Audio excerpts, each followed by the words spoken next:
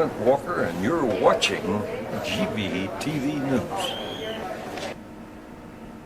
Thanks, Clint, and I'm Randy Hansen. In World News headlines today: Senate rejects stripping oil company tax breaks, and House passes controversial budget plan.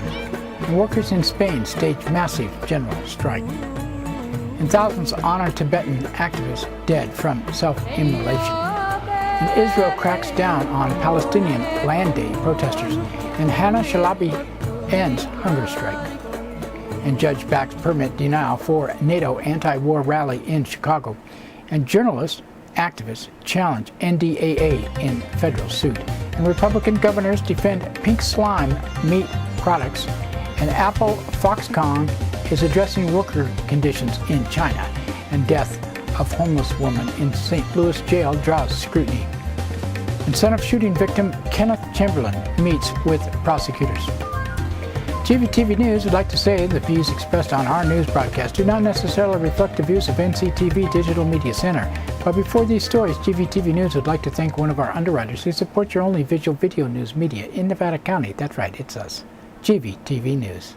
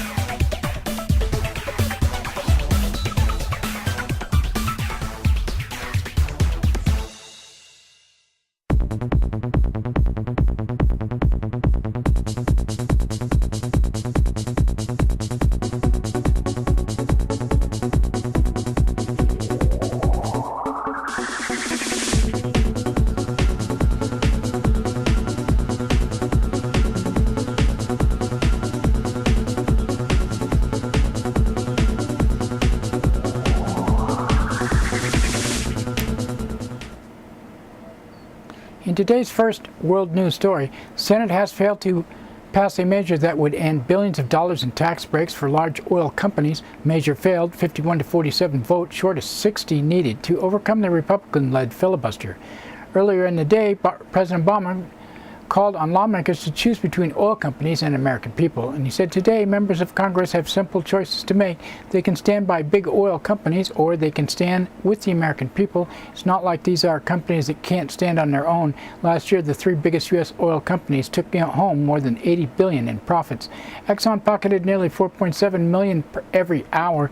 And when the price of oil goes up, prices at the pump go up, and so do these companies' profits. Republican-controlled House has passed $3.5 trillion budget plan centered on cutting taxes for the wealthy and slashing social spending. Democrats say the measure is dead on arrival in the Senate. Well, the Senate never passes any budget, do they? Workers in Spain staged a general strike Thursday, shutting down factories and parts of the transportation sector and holding massive marches. The strike was called by two major trade unions to protest labor rules that make it less costly for employers to hire and fire people in a country where unemployment is nearly 23%. Spanish Prime Minister Mariano Rajoy is expected to deliver a budget that includes $26 billion in spending cuts and tax hikes. In India, thousands of people gathered in the funeral of Tibetan activists who died after committing self-immolation to protest a visit by Chinese President Hu Jintao. The activist Hamfei Yeshi succumbed to his wounds on Wednesday, 2 days after he set himself on fire. In New Delhi, a group of Tibetan exiles protested outside the Chinese embassy. One protester said this is to protest against the meeting going on with Hu Jintao, and we want to say his hands are bloodied because he killed lots of Tibetans and he is one of the most cruelest inhuman violators. And I want to say that they have no right to come to a democratic country like India. Israeli forces are cracking down on Palestinian demonstrators in the occupied territories, making the annual Land Day, which commemorates the 1976 deaths of 6 Palestinians protesting the confiscation of the property. Israeli troops have fired rubber bullets and tear gas at demonstrators, as well as sealed off the entire West Bank. Land Day protests turned deadly last year when Israel killed demonstrators on its border with Lebanon and Syria. Palestinian prisoner Hana Shalabi has ended her 43-day hunger strike under the deal that will see her deported to the Gaza Strip. Shalabi began her hunger strike last month protesting Israel's administrative detention practices. She was recently hospitalized amid warning her life was in grave danger. Native to West Bank, Shalabi will be forced to spend the next 3 years in Gaza. And a judge has backed the city of Chicago's rejection of a permit for a major anti-war rally during the NATO summit in May. The permit had been sought for May 20th, when President Obama will host other NATO leaders for talks on the war in Afghanistan. Organizers say they plan to go ahead with their protest despite being denied. And a group of journalists, academics, and activists gave testimony in federal court Thursday in their suit challenging the National Defense Authorization Act, which includes controversial provisions authorizing the military to jail anyone it considers a terrorism suspect anywhere in the world without charge or trial. Sections of the bill are written so broadly that critics say they could encompass journalists who report on terror-related issues for supporting enemy forces. Tangerine Boland of the activist media group Revolution Truth explained her decision to join the suit, said, "We're here basically to stand up and make sure the U.S. government knows this is an egregious assault on our civil liberties. We won't stand for it. We have amended the unconstitutional provision of the NDAA, and the government needs to better define its terms. Terms right now are too dangerous and far too broad." Other plaintiffs include former New York Times war correspondent Chris Hedges, Pentagon Papers whistleblower Daniel Ellsberg, and Professor Noam Chomsky. Cornel West also appeared in court to support the case and said, "I am full of joy to be a plaintiff in this particular case. Why? Because we are turning a point in history of this nation. We need to stand for freedom. There's an escalating authoritarianism and even a creeping fascism. Think about the arbitrary police power, our dear brother Trayvon Martin. Think about arbitrary judicial power and arbitrary presidential power. And that's the benchmark of authoritarian regime, if not a crypto-fascist one. Freedom is precious. If you don't fight for it, you lose it." Unquote. A group of Republican governors toured Nebraska's meat processing plant on Thursday to show support for so-called pink slime, meat additive used as a filler in beef products. Pink slime, or finely textured lean beef, is composed of fatty bits of meat left over from other cuts. It's drawn recent national scrutiny over safety concerns about the chemicals used to kill bacteria. This week, its main producer, Beef Products, suspended operations in Texas, Kansas, and Iowa. Kansas Governor Sam Brownback said pink slime has been unfairly criticized. He said, "We've lost 300 jobs in Kansas off a good, wholesome, safe product that's been consumed for 20 years without a problem. And that's why we are here pushing back. And I hope and really hope that the people in America take a second look and thought about what this really is and work with it. If there is a safety issue, I'm absolutely for going after safety issue on food, whatever it is. We should go after it, and we are, and we have been as we have been in the industry." Tech giant Apple, its manufacturer Foxconn, have agreed to address workplace violations affecting workers who make Apple products in China. The move comes in response to the investigation by the Fair Labor Association that uncovered multiple labor violations at 3 of the Foxconn factories, including unpaid overtime and extreme hours. Foxconn has agreed to boost safety, hire new workers, and stop illegal overtime, as well as improving workers' housing. The death of a homeless woman in St. Louis, Missouri last year is now drawing national scrutiny over revelations of how she died in police custody. 29-year-old Anna Brown had gone to the hospital seeking emergency medical treatment for leg pain. When she refused to leave the emergency ward, she was carried to jail by her arms and ankles and left on the floor of her cell. Within 15 minutes, she had stopped moving and was soon after pronounced dead.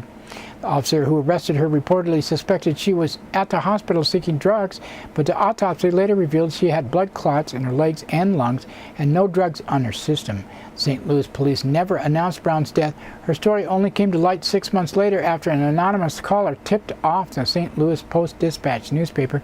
Brown, who was African American, was the mother of 2 children. Her family is reportedly considering bringing a wrongful death suit against the hospital and police. And an update to a story from Thursday's broadcast, from Democracy Now! On the case of Kenneth Chamberlain, a 68-year-old African-American Marine veteran fatally shot by White Plains, New York police in his home last year. On Thursday, Chamberlain's son, Kenneth Chamberlain Jr., met with Winchester County prosecutors who assured him that the grand jury will hear evidence in the case. Kenneth Chamberlain Jr. was called for the prosecution of the officers who killed his father. After the meeting, he criticized police for refusing to release the name of the officer who fired the fatal shots. Police had responded to a false alarm at Chamberlain's medical alert pendant. The officers broke down Chamberlain's door, tasered him, and then shot him dead. Speaking to Democracy Now!, Kenneth Chamberlain Jr. described an audio recording from the medical alert system operator that captured the moment the police barged into his father's home. Kenneth Chamberlain said, "You hear him asking them why they're doing to him, and he says, 'I'm a 68-year-old man with a heart condition. Why are you doing this to me? I know what you're going to do. You're going to come here and kill me.'" You also hear him pleading with the officers again over and over. At one point, when the expletives are used by one of the police officers, and what did they say? Amy Goodman had asked him, and Kenneth Chamberlain said, where they say, "I don't give a," well, it starts with an F, and then they said the N-word, and then ultimately they busted down the door. That's in the world news today. We'd like to thank one of our underwriters who supports your only visual video news media in Nevada County. That's right, it's us, GVTV News. Soundcheck Music Center, the rock and roll connection. We have guitars, amps, drum equipment, sound accessories, lessons, and repairs. We are located at 671 Maltman Drive, Grass Valley. 530-272-7236, open 7 days a week. No one needs anyone, they don't even just pretend. John is an American. I'm afraid of Americans. I'm afraid of the world. I'm afraid I can't help it. I'm afraid I can't. I'm afraid of Americans. I'm afraid of the world. I'm afraid I can't. That's right, it's time for the police blotter, and pictures in the blotter not from these actual events but used for visual aid only. Grass Valley Police Department on Wednesday, 9:16 a.m.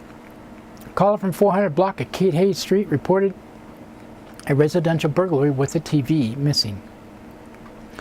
10:01 a.m. a woman from 800 block of Sutton Way reported a stalker. At 11:13 a.m. a caller from 200 block of Sutton Way reported a man had kidnapped a woman last night and was threatening her today. She said she was okay. They were in the midst of a divorce. He was served with trespassing papers. At 11:59 a.m. a caller from 100 block of Jorsky Drive reported a forged check. At 12:13 p.m. a caller from 600 block of Sutton Way reported 4 children in vehicle without car seats. At 3:06 p.m. a caller from 400 block of West Main Street reported graffiti. At 4:05 p.m. a woman from 400 block of West Main Street reported a man kicked a car door and left a dent. At 7:11 p.m. a caller from 1000 block of Sutton Way reported a man appeared to be trying to light an electrical box on fire. At 10:14 p.m. a woman from 900 block of Pampas Drive reported a man vandalized a vehicle and a residence and hit her in the stomach. And Thursday, 6:08 a.m. a caller from 800 block of Sutton Way reported a man might have tried to steal items. He was cited on suspicion of violating probation. At Nevada County Sheriff's Office on Wednesday, 9:10 a.m. caller from Lark Street reported the theft of a cell phone. At 9:23 a.m. a caller from 10,000 block of Quartz Mine Place reported theft of jewelry from a residence. At 9:33 a.m. a caller from 16,000 block of Orchard Springs Road reported internet fraud. At 9:46 a.m. a woman from 22,000 block of Dog Bar Road reported being scammed out of $2,400 by sending money to Canada. 11:33 a.m. a caller from 11,000 block of Torrey Pines Drive reported an attempted money scam. At 12:08 p.m. a caller from 11,000 block of Creek View Drive reported someone had broken windows at a residence. At 11:56 p.m. a caller from 12,000 block of Waxwing Court reported identity theft. And 1:59 p.m. a caller from Highway 49 and Gold Flat Road reported a woman and 3 small children walking on the highway. She said she had stopped to take a picture of daffodils. 4:04 p.m. caller from 11,000 block of McCourtney Road reported a man acting strangely and saying someone should call the cops to get him out of there. He agreed to move on. In 4:07 p.m., caller from 10,000 block of North Bloomfield Graniteville Road reported fraud. At 5:21 p.m., caller from 12,000 block of Madrona Way reported a residential burglary. At 6:15 p.m., a caller from 21,000 block of New Deal Road reported a residential burglary. At 6:24 p.m., a caller from 11,000 block of Butternut Way reported a burglary to a residence. At 9:16 p.m., a caller from Wolf Road reported a suspicious man on a motorcycle tried to knock on a door who might have been drunk. He could not be located. And that's it for the Police Blotter today. Now we'd like to thank another one of our underwriters who supports your only visual video news media in Nevada County. That's right, it's us. GVTV News. Christopher's Old World Deli and Catering Company has brought its delicious food and service downtown Grass Valley. Like desserts? They got 'em. You like international style lunches? They got 'em. Christopher's Deli and Catering for parties, get-togethers, weddings, or whatever. Open 7 days a week.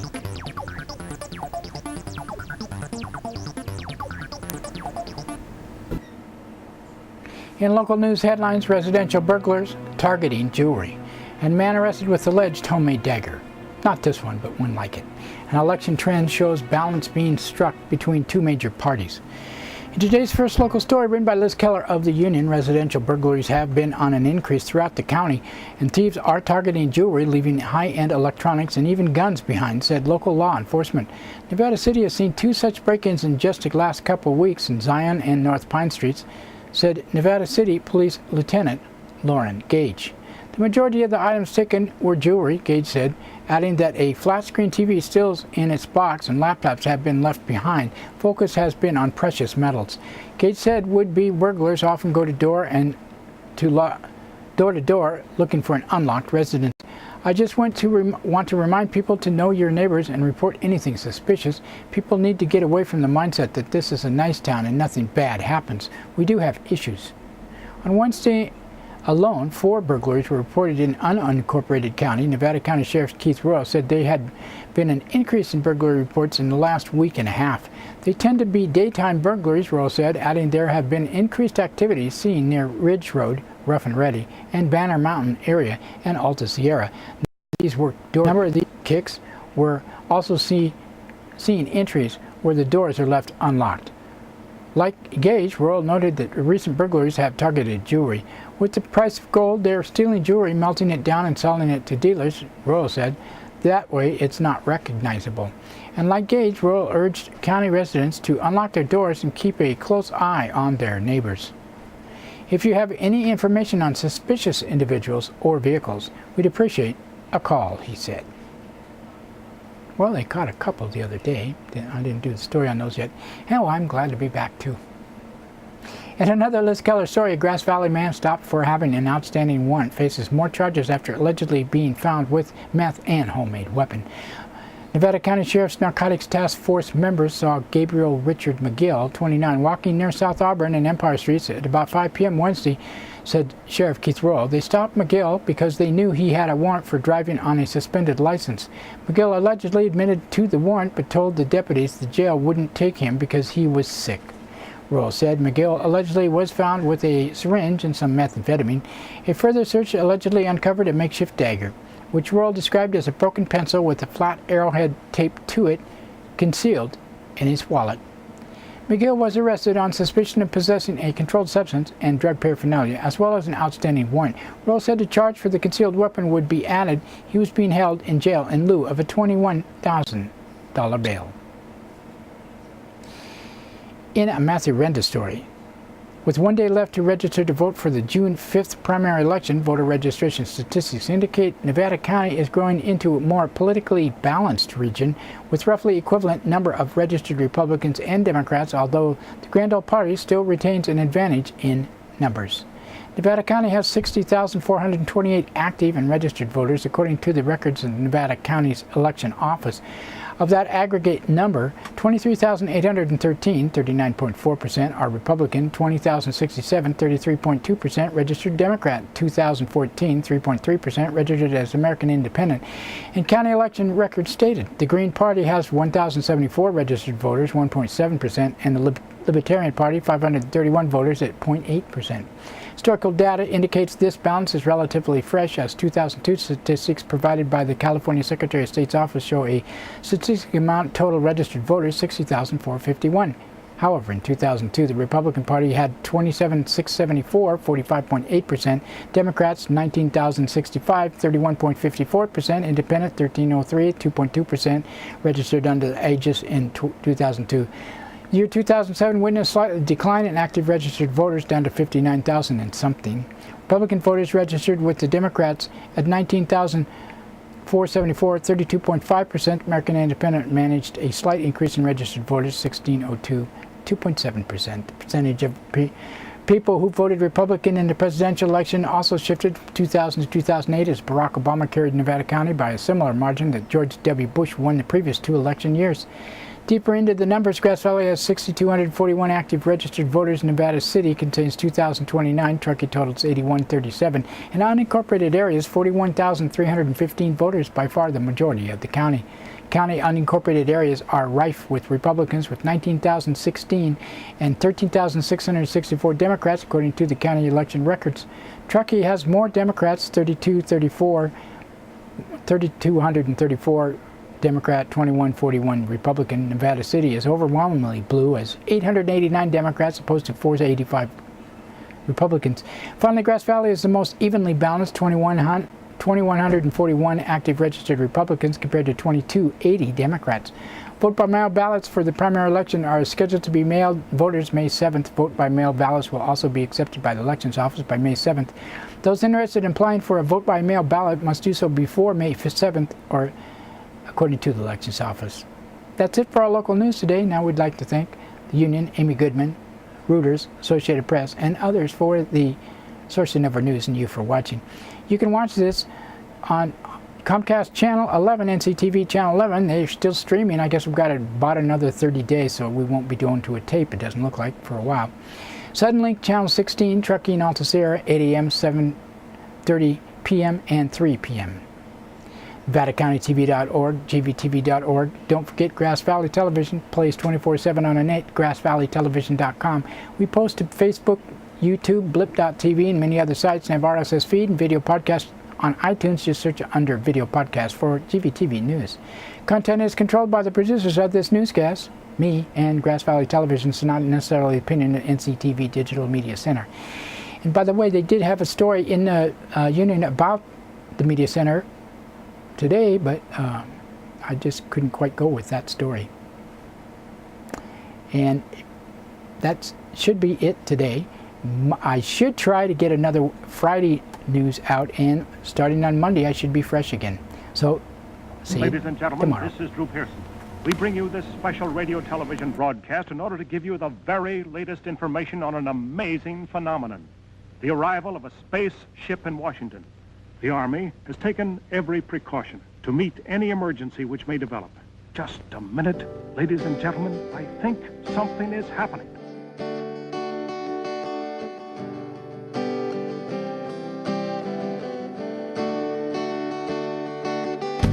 Major, I have come to see the future.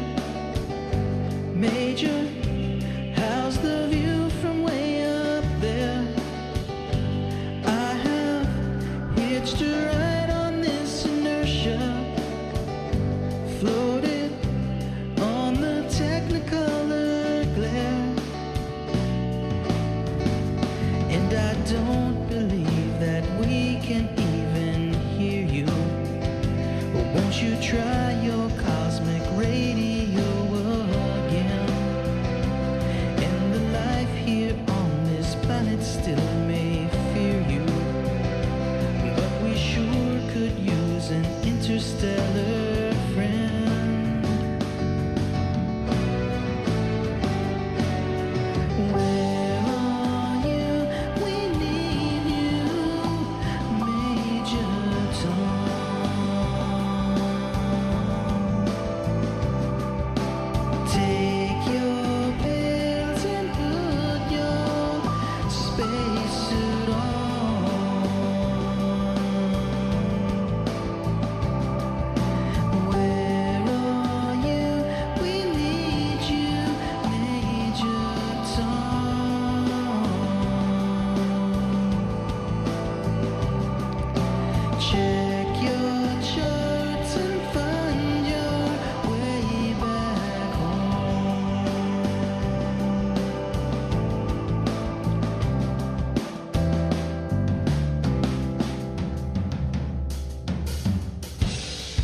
Major, I have come to see the future.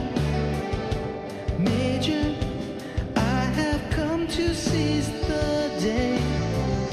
Learning from a code that was forgotten. Can we tell the relic from the clay? I think it's time that we begin to really feel you. It's too long between the messages you send, and I don't think all the clouds can still conceal you. Won't you land your velvet rockets here?